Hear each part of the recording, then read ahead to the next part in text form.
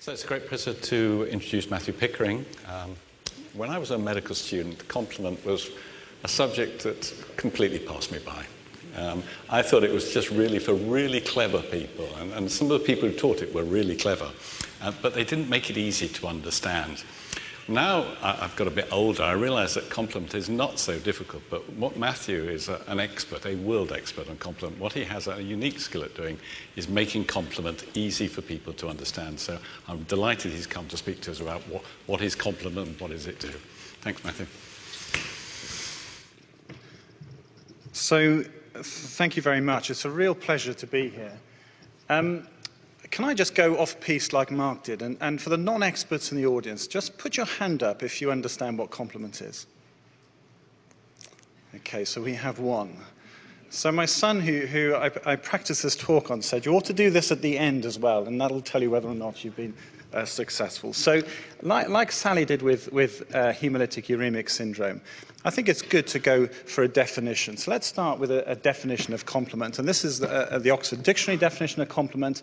And like all dictionaries, it starts off with an origin of the word. You can see it comes from Latin, meaning to fill up. But of course, now we define it as a thing that contributes extra features to something else in such a way as to improve or emphasize its quality.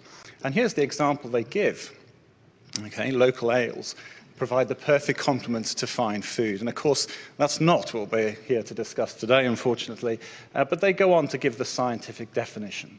So here we are. A group of proteins present in blood, plasma, and tissue fluid which combine with an antigen-antibody complex to bring about the lysis of foreign cells. So that's completely clear. Okay? Well, you couldn't get really a more boring and dry definition of complement than that, and we can do a lot better. And what I like to do when I'm talking about medical systems like this is to go back to the very beginning and ask, where did it all start? And it starts here in 1895. This is Jules Bordet. And Jules Bordet was studying how blood destroys pathogens. Now, a pathogen is something like a bacteria, for example, that causes disease. And Bordet was working at a time well before the development of antibiotics, when deaths from infection were very, very common. And what Bordet noticed was that there were two components in blood that were important to destroy bacteria. Okay? The first is what we now call antibodies. Okay? And antibodies, which I've shown schematically in the slide in front of you, are proteins that target specific structures, things on foreign cells. Okay? The second component was a mystery to Bordet, but he knew that it enhanced the ability of these antibodies to kill bacteria, and that it was damaged when you heated blood up. It was heat sensitive. And he called this a lectin, which comes from the Greek, you'll know this. I didn't know this, I looked it up, to ward off. Okay? Now, Bordet was a very talented researcher. He made huge contributions to understanding infection, and he went on to get a Nobel Prize. But lectin didn't really catch on. And in 1899, Paul Ehrlich coined the term complement, because Ehrlich wanted to emphasize that complement, whatever this was in blood, enhanced the quality of the blood to kill bacteria. And you can see here the first time this word was ever used in 1899. Now, Ehrlich was a research superstar, and he's famous in medicine for many, many things, but you may recognize the term magic bullet. Okay, this was the subject of a Hollywood film based on Ehrlich's search to find a chemical that would specifically kill pathogens without damaging your own cells.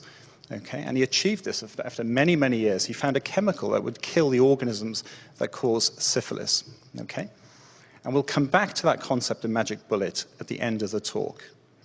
Now, like Bordet, he went on to win a Nobel Prize. He was a very deep thinker, and he knew that whatever this component was, complement was, it must interact in some way with antibody. And this is a drawing from 1900, where he is telling us an important clue. The antibodies interact in some way with complement. And from his subsequent writing, it's quite clear that he understood that this was a very complicated system.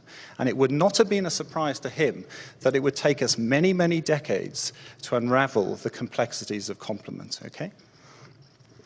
So we've got lunch at 12:30, so how are we going to get from 1895 to 2011? Well, what we're going to do is we're going to talk take a journey using three narratives. And firstly, we're going to look at how the characterization of complement. Secondly, we're going to look at complement disease, and of course I'll talk about HUS and the influence of complement there. And finally, we're going to talk about the advent of drugs that doctors can now use in the clinic to control complement when things go wrong. So here's a definition of complement, which I think is much more meaningful. It's a network of proteins. There are many of these proteins. The number's not important. They interact, and the main purpose of complement is to fight pathogens, so stop us getting infection. Now, in the presence of pathogens, complement will unleash a series of actions which culminate with killing the pathogen, okay? And I refer to this as the firepower. You can see it schematically there. And complement's very good at this, and it has several ways of doing it. It can kill the pathogen directly, okay? It can label the pathogen for destruction by cells in the body, and also, very importantly, if you're fighting a war, it can call for help, okay? Alert the body that something is wrong where the pathogen is sited. So how does it kill pathogens? Well, you know, you may be squeamish here. It assembles a group of proteins, and this group of proteins we use, the jargon is a complex, which has the ability to punch holes in the surfaces of these bacteria, for example. And what happens then is that the bacteria or pathogen has a very undignified demise. It can literally explode. Okay? This is a very powerful system of getting rid of pathogens. And we can see here on the right a very strong microscopic image of these holes on the surface of a pathogen. Now, we call the surfaces of a pathogen a membrane, so the jargon here, which you don't need to remember, is that this complex is called the membrane attack complex, but it's quite appropriately named. You can see why researchers coined that term. Complement can also, as I said earlier, coat the membrane of bacteria with proteins. And these proteins send signals to cells in the body that this organism needs to be destroyed. It's eat me signals, okay? And that will alert cells that I've shown on the right there that eat pathogens to come along and clear that bug. And finally, it doesn't get any better for the pathogen, if you like, just to make sure that things are safely removed. Complement sends out signals that call in other cells to the vicinity, okay? The cavalry is coming, okay? So if complement can't kill the pathogen directly, cells will come in which will do the job. So it's a very, very important and potent process, multifaceted, in protecting us against infection. And this is very necessary because pathogens are very cunning and devious, and throughout evolution, nature has taught us that there's not much room for maneuver when it comes to fighting infection. So let's look at the detail of this network of proteins. Well, we know that there is some order in which the complement system is turned on. It's organized into three pathways, the classical, lectin, and alternative pathway that you can see in front of you. And this all culminates in the activation of this firepower. So whichever pathway is turned on, they can all activate the firepower. And there are many different names and proteins, and we don't need to go into the details, but let me introduce you to the star players. We have friends from Spain here. These would be the Lionel Messis, the Iniestas of the complement system, okay? Why do I say that? It's because from these proteins, this is where the firepower, the components of the firepower arise, okay? C3 and C5. Now, this is self-evident. We have this very strong system that's able to fight pathogens. We obviously don't want to fight our own cells. There must be some way in which we control this. Okay? Complement has to be able to distinguish between pathogens, one of them, okay, and our own cells, one of us. And this is very, very important. So this was a topic that researchers have looked into in detail over many, many decades. And we now know quite a lot about what turns these pathways on. So what you can see in front of you here is what turns on the classical and lectin pathways. Okay? So the classical pathway is switched on by antibodies. Remember, we saw the schematic at the beginning that bind to the surface of pathogens. What you can see here is antibodies binding to bacteria. And that event, in the jargon we call that an immune complex. And that is a signal to the classical pathway to turn on and activate the firepower. And that doesn't happen on our own cells generally. So again, the classical pathway will not damage self. The lectin pathway recognizes specific sugars on the surface of bacteria. Okay? We have sugars on our own cells, but fortunately they're not the same as the sugars on the bacterial cells. So again, the lectin pathway does not normally injure our own cells. But here's a special exception. This is the alternative pathway. Okay? And the alternative pathway is special because, unlike the other two pathways, it's always switched on. You can think of this pathway as essentially attacking everything. Okay? That's very appropriate. It'll attack any bacterial substance, for example, but it's inappropriate in its indiscriminate activity, unless it is controlled, will start to attack our own cells. Okay? So we have to understand why that doesn't happen. And this leads to this concept, okay, which was again a subject of intense research. What switches complement off? And our cells are not normally affected by this indiscriminate activity of the alternative pathway because we have evolved to have switches on the surface of our cells that turn off the complement firepower, okay, as I've shown here. So this prevents any damage to our cells. Bacteria don't have these switches, so they can't prevent this from happening. And in addition, the alternative pathway also has its own regulators, or off switches, which turn the activity down to a very low level. And we've heard already one of the key switches in this pathway, which is factor H. Now, these, like a lot of the protein names of complement, if you get into the detail, it becomes confusing because the names are very, very strange, and the names of these regulators are strange. They're familiar to you now from obviously experiences with HUS, but these cause confusion amongst doctors and medical students as well, and add to the complexity that Tim referred to at the beginning. So we have factor H and factor I. We have names like CD46, okay? Very confusing, but the detail's not important. Just remember that these are turning off this pathway and protecting our own cells appropriately from this indiscriminate activity of the alternative pathway. To add even more confusion, some of these regulators have two names, and this will cause problems if you look on internet searches and you start trying to get into more detail, okay? This adds some confusion. But again, it doesn't matter. The principle is that these are very important in down-regulating the firepower of complement and its effect on our own cells. So that tells us really the key aspects of characterizing complement that we have to understand if we're then going to make any sense of what happens when we look at complement and disease. And I like to split up the next theme, complement and disease, into two aspects and talk about them briefly.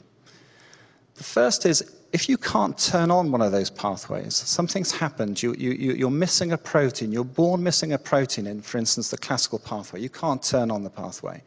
Then you have, if you like, too little complement. You have a pathway deficiency. We can't activate a complement sufficiently. And you might suspect that that will cause problems in defending yourself against infections, and you would be correct, and we'll see that in a moment. And then we look about the opposite situation, where there's a problem in switching off the system. Okay? You're born with a problem in one of the off switches. So you can't regulate complement sufficiently. And if you like, you've got too much complement activation. And of course, atypical HUS falls into this category, as we'll see shortly. So we understood a huge amount about complement biology from understanding what happens in infection, from doing experiments in laboratory, but very, very importantly, from studying what happens to individuals who are born with problems in the complement system. For example, missing activation proteins. So in the 1970s, so you can see 75 years after Bourdet described complement, we identified the first individuals in the world who had been born without any of those star players of the complement system. They're missing C3 and some are missing C5. So what happened in this situation? Well, of course, if you don't have C3 or you don't have C5, the firepower is greatly reduced. And these individuals are very susceptible to infections. And it's very important for us to remember what happens to these individuals because it has implications when we start to switch complement off for treatments. And one of the infections, clearly, that was described was meningitis. Okay? Now, fortunately, what tended to happen in these individuals was that as we move from children to adulthood, our antibodies become more sophisticated and numerous. Okay? So the outlook is relatively good. So complement plays less of a role in fighting infection as we age. So these individuals tended to have lots of problems with infection when they were children, but as they became older, the number of infections reduced. So let's go back now to the second type of complement problem. Too much activation, a problem with these off switches. And we're talking here, of course, about atypical hemolytic uremic syndrome. And I've introduced the 1998 here, and you've heard from Sally the seminal paper by Professor Tim and Judith Goodship, which really started the link between complement and atypical HUS in 1998. But let's look at conceptually what is happening here. So, a long time ago, it was discovered that there is an illness in which you can develop red blood cells which don't have the appropriate off switches on them. Okay? They circulate in the absence of these off switches, and these become very sensitive to damage by the indiscriminate activity of the alternative pathway. And you end up with these cells exploding in the same way that I said can happen to pathogens, which of course is appropriate. You don't want infection. But of course you don't want this happening. You don't want your own cells, red blood cells, exploding in the circulation. But what this was telling us was the importance of these off switches. And this condition, and some of you may know about this, or if you've searched on the internet about complement, it often comes up, is given a very fearsome name, which is paroxysmal nocturnal hemoglobinuria. Doctors like to put things in very complicated terminology, okay? But really, we're not saying anything clever at all. Paroxysms means episodes, nocturnal's night, hemoglobinuria, blood in the urine. So we're translating it, but we now understand exactly what's going on. And of course, you can see what we should do about treating this condition is we should switch off the complement activation, and then we would predict that these red cells won't explode and the patients would feel a lot better. Now, what's happening in atypical hemolytic uremic syndrome? Well, you've heard of some of the key regulators, off switches that have been associated with this syndrome. And what we're getting here again is the concept is that there's poor control of this alternative pathway and protection of cells from complement. And we know that factor H, we've heard about that, factor I, and CD46, these are important off switches, are all associated with this syndrome. We also know that the alternative pathway can actually have proteins which become superactive. Okay, so even if these switches are working normally, there are some individuals who have a superactive alternative pathway, and they can also get atypical HUS. And all of this is tied together by an increased activity of this pathway, a defect in the off switches or a defect making the activation enhanced. And of course, this damages the kidney cells, the lining of the blood vessels in the kidney cells. And I've written there renal endothelium. And this is the atypical hemolytic uremic syndrome. And this summarizes really a lot of work, a decade of very impressive work going from 1998 to the present, understanding the associations between complement and this condition. So we now come to our final theme, and that is drugs that control complement activation, that we can use in the clinic to treat complement when things go wrong.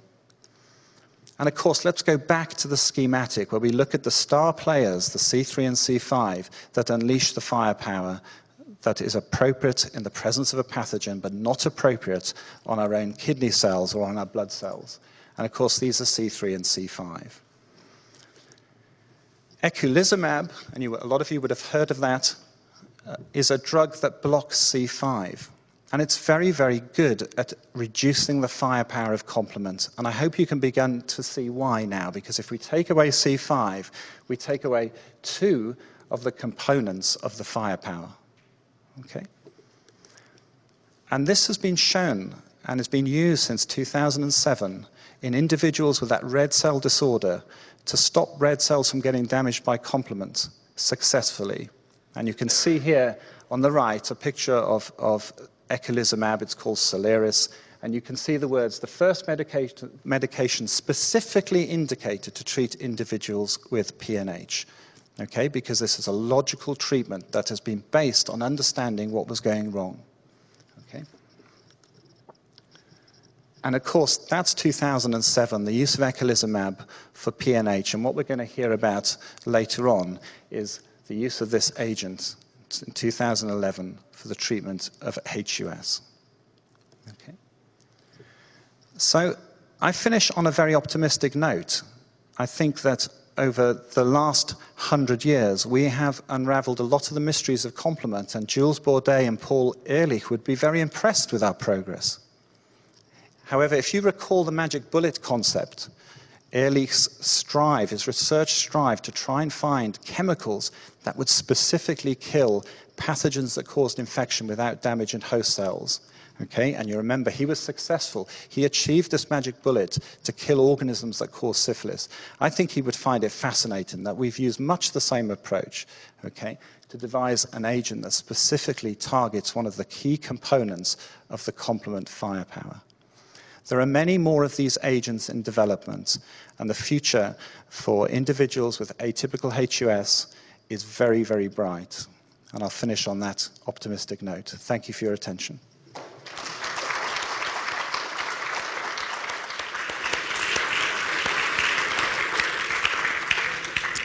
Thanks very much, Matthew. Were you going to ask your question about who understood it now?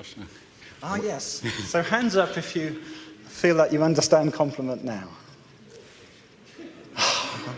Let's take a picture. Does anybody have a question they want to ask Matthew? Yes, please. Genetic abnormality that causes HUS, what triggers it off?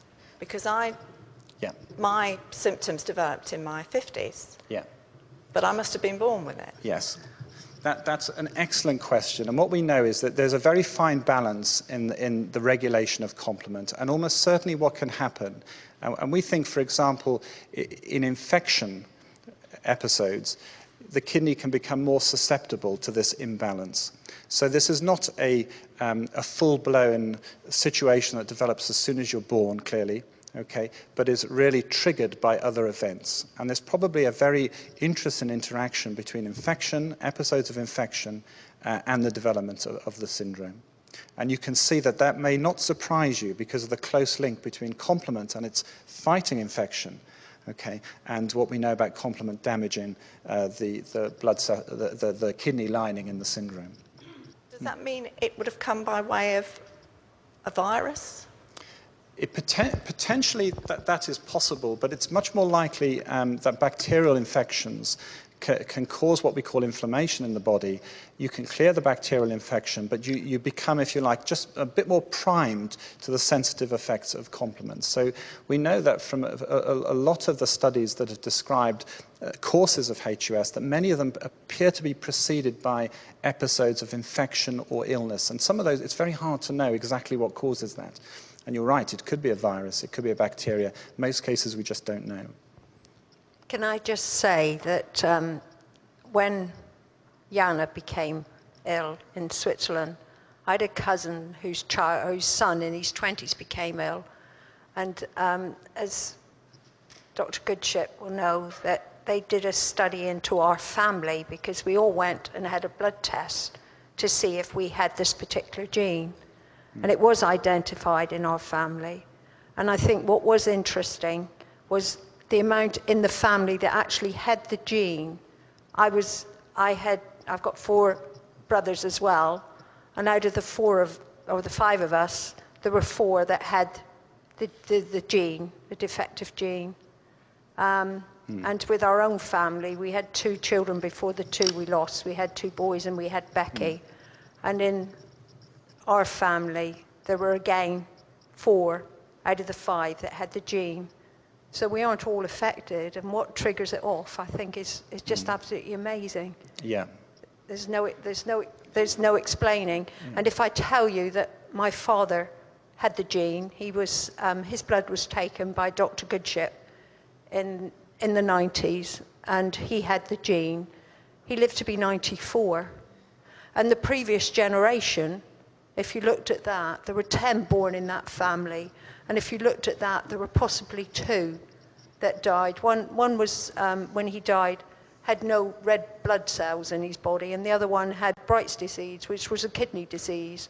And of that family, I think it was either 5 or 6 lived to be in their 90s. So, you know, they probably had the gene as well.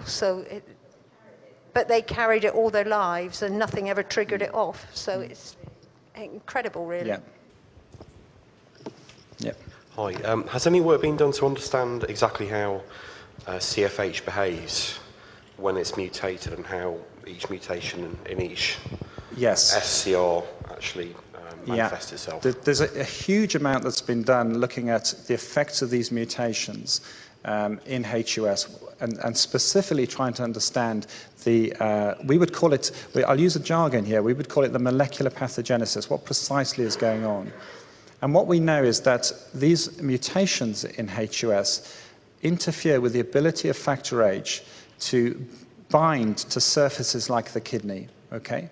And factor H can act as an off trigger, both in blood, keeping the alternative pathway low, and also it can act on the surface of the kidney cells as an off trigger. And that action on the surface of the kidney cells is impaired by the mutations that cause HUS.